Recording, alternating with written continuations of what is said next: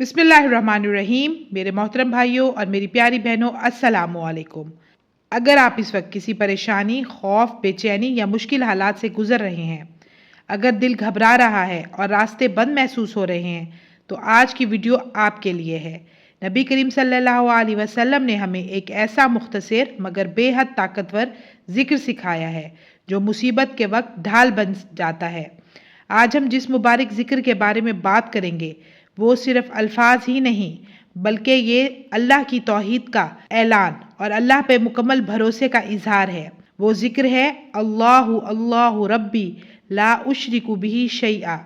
मेरे मोहतरम भाइयों और प्यारी बहनों, इसका तर्जुमा है अल्लाह मेरा रब है, मैं इसके साथ किसी को शरीक नहीं करता।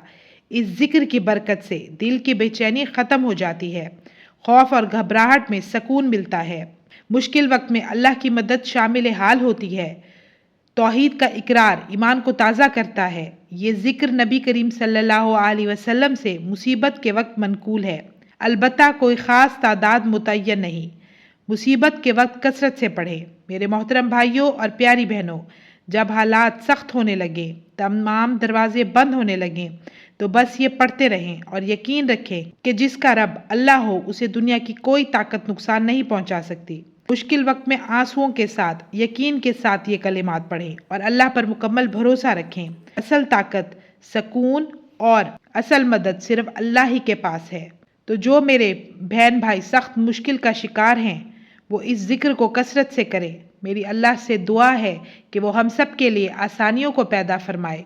तो व्यूअर्स, मुझे दीजिए इजाज़त। इंशाल्लाह मैं फिर हाजिर होंगी। अपना ढेर सारा ख्याल रखिएगा, दुआ में याद रखिएगा। अल्लाह हाफिज़।